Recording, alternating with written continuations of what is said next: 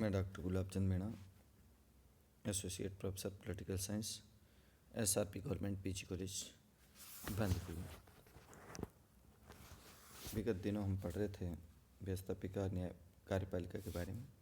आज पढ़ेंगे न्यायपालिका के कार्य और आधुनिक प्रवृत्तियाँ क्या है, उनके बारे में बात करेंगे। पहले देखेंगे न्यायपालिका का अर्थ और परिभाषा के रूप में meaning and definition of judiciary. चूँकि व्यक्ति एक विवेकशील प्राणी होता है और उसके साथ प्रत्येक व्यक्ति को अपने कुछ विशेष स्वार्थ भी होते हैं, और व्यक्ति के विचारों और स्वार्थों में भेद के कारण परस्पर संघर्ष नितांत स्वाभाविक है। इसके अतिरिक्त वर्तमान समय में व्यक्तियों के द्वारा व्यक्तियों पर शासन किया जाता है। उस बात की आशंका रहती है कि शासक वर्ग अपनी शक्तियों को दुरुपयोग कर सकते हैं। ऐसी स्थिति में सदैव एक ऐसी सत्ता की आवश्यकता रहती है जो व्यक्तियों के पारस्परिक विवादों को हल कर सके और शासक वर्ग को अपनी सीमा में रहने के लिए बाध्य कर सके। इन कार्यों को रोकने वाली सत्ता का नाम है न्यायपालिका। एक राज्य की न्यायपालिका अधिकारियों के ऐसे समूह के रूप में परिभाषित की जा सकती है जिसका कार्य राज्य के किसी कानून विशेष के उल्लंघन या तोड़ने संबंधी शिकायत के विरुद्ध होती है। हम किसी न किसी रूप में न्याय विभाग का स्तर सदैव ही रहा है और सामान्य जनता के दृष्टिकोण से न्यायिक कार्य का संपादन सदैव महत्व रखता है। व्यवस्थापिका कार्यपालिका एक व्यवस्था को चाहे कितनी पूर्ण और श्रेष्ठ क्यों न हो, परंतु न्याय करने में पक्षपात किए जाए या अनावश्यक व्यय और विलम्ब हो या न्याय विभाग में किसी प्रकार का दोष है तो जनजीवन नितांत दुखमय हो जाएगा। एक स्थान पर डॉक्टर गार्डनर ने ठीक लिखा कि न्याय विभाग के अभाव में एक सभ्य राज्य की कल्पना नहीं की जा सकती। कोई भी समाज बिना विधानमंडल के रहता है तो ये बात समझ आती है, लेकिन किसी भी समय से राज्य की कल्पना नहीं की जा सकती जिससे न्यायपालिका की कोई व्यवस्था न हो। कैंट के शब्दों में जिस देश में कानून की व्याख्या करने और उनके कार्यान्वित करने अधिकारों को प्रभावित बनाने के लिए न्याय विभाग नहीं होता, वह शासन नष्ट हो जाता है। ब्राइस के शब्दों में न्याय विभाग की कुशलता से बढ़कर सरकार की उत्तमता की दूसरी कोई कसौटी नहीं है, क्योंकि किसी और चीज़ से नागरिक की सुरक्षा और हितों पर इतना प्रभाव नहीं पड़ता जितना कि उसके ज्ञान से। वो एक निश्चित, शीघ्र अपक्षपाती न्याय शासन पर निर्भर रह सकता है। कानून को कुटिलतापूर्वक लागू किए जाने से ये समझना चाहिए कि निम्नलिखित ने अपना स्वाद खो दिया। व्यवस्था की आशा उस समय समाप्त हो जाती है जब उसे दुर्बलता और उत्तेजनापूर्वक लागू किया जाए। यदि न्याय का दीपक अंधकार से आवृत हो जाए तो उससे उत्पन्न अंधकार का अनुमान लगाया जाना कठिन है। अन्य शासन व्यवस्था की तुलना में प्रजातंत्र में न्यायपालिका का महत्व अधिक होता है और प्रजातंत्र अपने स्वभाव से ही मर्यादित शक्तियों वाला शासन होता है और शासन को इस प्रकार की मर्यादा में रखने का कार्य न्यायपालिका के द्वारा किया जाता है। प्रजातंत्र को जनता के द्वारा और जनता के लिए शासन कहा जाता है, लेकिन जब तक निष्पक्ष, शीघ्र और सर्व जनसुलभ न्याय की व्यवस्था नहीं होती, जनता का शासन एक मिथ्या धारणा बनकर रह जाता है। प्रजातांत्रिक शासन व्यवस्था में सामान्यतः संविधान के द्वारा नागरिकों को मौलिक अधिकार प्रदान किए जाते हैं और शासन से अपेक्षा की जाती है कि वह नागरिकों के इन अधिकारों में कोई हस्तक्षेप नहीं करेगा। लेकिन व्यवहार में नागरिकों के अधिकारों की रक्षा के लिए न्यायपालिका का अस्तित्व आवश्यक है। नागरिकों का अधिकार निरर्थक हो जाता है। प्रजातंत्र के एक रूप संघात्मक शासन में तो न्यायपालिका का महत्व बहुत बढ़ जाता है, क्योंकि शासन व्यवस्था के अंतर्गत न्यायपालिका अभियोगों के निर्णय के साथ साथ संविधान की व्याख्या और रक्षा कार्य करती है। न्यायपालिका केंद्रीय सरकार इकाइयों की सरकारों को निश्चित सीमा में रखने का कार्य करती है। यदि इनमें से कोई भी एक पक्ष संविधान द्वारा निश्चित सीमा को उल्लंघन का प्रयत्न करे तो न्यायपालिका उनके कार्यों को अवैध घोषित कर सकती है। न्यायपालिका इस शक्ति को न्यायिक पुनरावलोकन की शक्ति, पावर ऑफ जुडिशियल रिव्यू के नाम से पुकारा जाता है। अमेरिका में तो अपनी इस शक्ति के आधार पर न्यायपालिका ने बहुत ही अधिक महत्वपूर्ण स्थान प्राप्त कर लिया है। अमेरिकी न्यायाधीश हुजने तो यहाँ तक कहते हैं कि अमेरिकी संविधान वैसा ही जैसा कि न्यायाधीश कहते हैं। भारत की संघात्मक शासन व्यवस्था के अंतर्गत न्यायपालिका को अमेरिकी व्यवस्था जितने अधिक महत्वपूर्ण स्थान प्राप्त नहीं। फिर भी ये स्वीकार करना होगा कि सभी शासन व्यवस्था में, विशेषतः संघात्मक शासन व्यवस्था में, न्यायपालिका की स्थिति बहुत अधिक महत्वपूर्ण होती है। अब देखें न्याय विभाग के क्या कार्य हैं, फंक्शंस ऑफ जुडिशरी।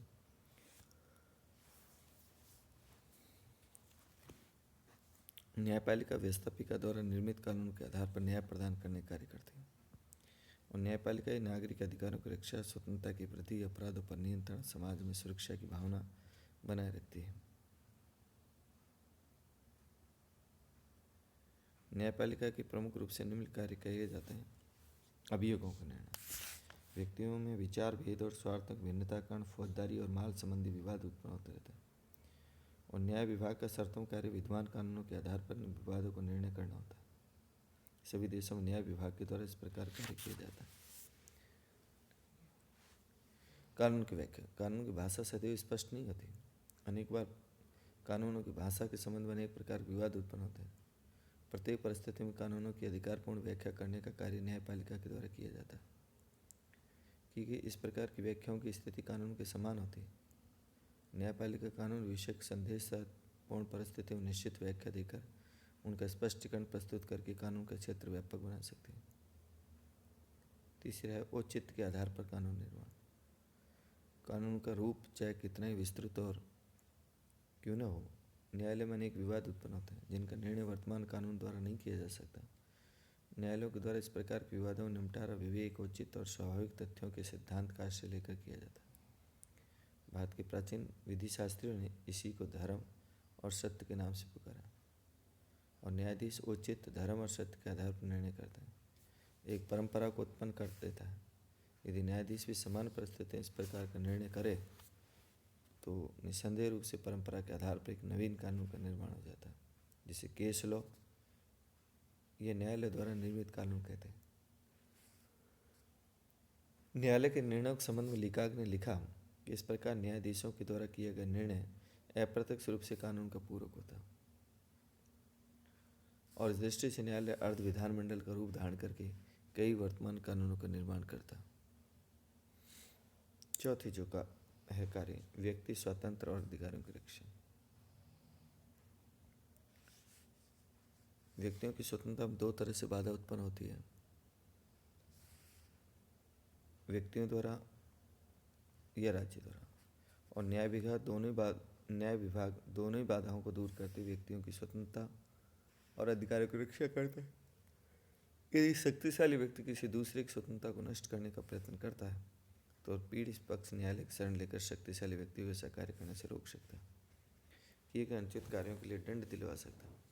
और वर्तमान समय की प्रवृत्ति यह है कि व्यक्ति और राज्य के संबंध में संविधान द्वारा ही मर्यादित कर दिया जाता है। ऐसी स्थिति में व्यवस्थापिका, कार्यपालिका, यकीनी पदाधिकारी द्वारा संवैधानिक या कानूनी मर्यादा भंग करने पर व्यक्ति न्यायालय की शरण लेकर उनको ऐसा कार्य करने से रोक सकता है। न्याय विभाग व्यक्तियों की स्वतंत्रता, अधिकारों की रक्षा का कार्य करता है। कभी कभी जाने अनजाने में व्यवस्थापिका ऐसे कानून निर्माण कर देती है जो स्पष्ट और पूर्व निर्धारित कानून के विरुद्ध होती है। ऐसे कानून के संबंध में घोषणात्मक निर्णय देने का अधिकार होता है। इस प्रकार की व्यवस्था है कि बिना किसी प्रकार के विशेष मुकदमे से ही व्यक्ति कानूनों का स्पष्टीकरण या उसके औचित्य और अनुचित के संबंध में निर्णय मांग सकते हैं। इस प्रकार के निर्णय भी घोषणात्मक निर्णय के अंतर्गत होते हैं। संविधान के रक्षण का कार्य, न्याय विभाग संविधान की पवित्रता, उसमें प्रतिपादित व्यवस्था की रक्षा का कार्य भी करता है। और वर्तमान समय में अधिकांश राज्यों में संविधान कठोर है। साधारण कानून संवैधानिक कानून में अंतर किया जाता है और संविधान द्वारा व्यवस्थापिका, कार्यपालिका की शक्तियों को सीमित कर दिया जाता है। ऐसी स्थिति में यदि व्यवस्थापिका और कार्यपालिका संविधान के प्रतिकूल कोई कार्य करते हैं तो न्यायपालिका इस प्रकार कानूनों कार्यों को वैधानिक घोषित करते हुए संविधान की रक्षा का कार्य करता है। और संघात्मक राज्य में तो संविधान द्वारा केंद्रीय सरकार इकाइयों की सरकारों के बीच शक्ति विभाजन किया जाता है और न्यायपालिका इस बात का ध्यान रखती है कि केंद्रीय सरकार या सरकार संविधान द्वारा किए गए शक्ति विभाजन के विरुद्ध कोई कार्य नहीं करे। अनेक राज्यों में इस प्रकार की व्यवस्था की न्यायपालिका निर्णय देने के साथ साथ कानूनी प्रश्नों पर परामर्श देने का कार्य करती है। यदि व्यवस्थापिका, कार्यपालिका द्वारा इस प्रकार परामर्श मांगा जाए, उदाहरण में इंग्लैंड प्रिवी काउंसिल की न्यायिक समिति की सरकार प्राय वैधानिक और कानूनी प्रश्नों पर परामर्श लेती है। और कनाडा में सर्वोच्च न्यायालय का एक कार्य यह है कि वो गवर्नर जनरल को कानूनी परामर्श दे।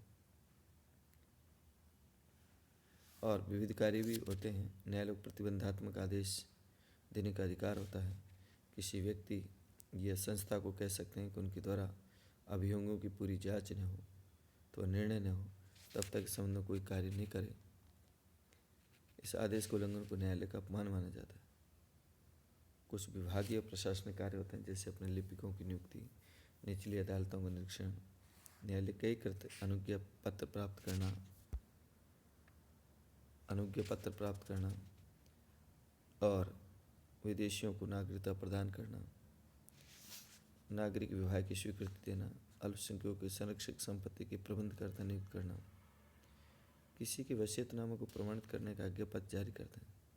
न्यायालय द्वारा एक महत्वपूर्ण कार्य निष्पादन संबंधी मामलों को निर्णय कहा जाता है। सामान्यतः उच्च स्तर के न्यायालय द्वारा किया जाता है। उपयुक्त विवेचन से स्पष्ट है कि वर्तमान समय न्याय विभाग द्वारा अनेक महान कार्यों का संपादन करता है। भारत और संयुक्त राज्य अमेरिका जैसे राज्यों में जहाँ पर न्यायिक पुनरावलोकन जुडिशियल रिव्यू की व्यवस्था है, न्यायपालिका कार्यों और शक्तियाँ निस्संदेह रूप से बहुत महत्वपूर्ण होती हैं। अब ये कह सकते हैं न्यायपालिका कार्य में दो प्रकार की स्थितियाँ हो सकती है, स्वतंत्र न्यायपालिका, दूसरी है प्रतिबद्ध न्यायपालिका। प्रतिबद्ध न्यायपालिका का आशय ऐसे न्यायपालिका से होता है जो देश की सरकार, राज्य व्यवस्था जुड़ी हुई मूलभूत विचारधारा के प्रति प्रतिबद्ध हो। और प्रतिबद्ध न्यायपालिका शासन पर नियंत्रण नहीं रखती, ये तो उसी प्रकार से शासन की नीति को क्रियान्वित करने के लिए प्रयत्नशील रहती है जैसे व्यवस्थापिका और कार्यपालिका होती है। और सामान्यतः उदारवादी लोकतंत्रों में स्वतंत्र न्यायपालिका के विचार को और सर्वाधिकारवादी शासन व्यवस्थाओं, दक्षिणपंथी सर्वाधिकारवाद, साम्यवादी विचारधारा पर आधारित वामपंथी सर्वाधिकारवाद में प्रतिबद्ध न्यायपालिका की धारणा को मान्यता प्राप्त है। भारत में 70-73 के वर्षों में कांग्रेस दल से जुड़े कुछ युवा तत्वों, कुछ वामपंथी तत्वों द्वारा प्रतिबद्ध न्यायपालिका को अपनाने की आवश्यकता बताई गई। इस विचार को सामान्य स्वीकृति प्राप्त नहीं हुई। उदारवादी लोकतांत्रिक व्यवस्था में प्रतिबद्ध न्यायपालिका जैसी स्थिति को नहीं अपनाया जा सकता और नहीं अपनाया जाना चाहिए।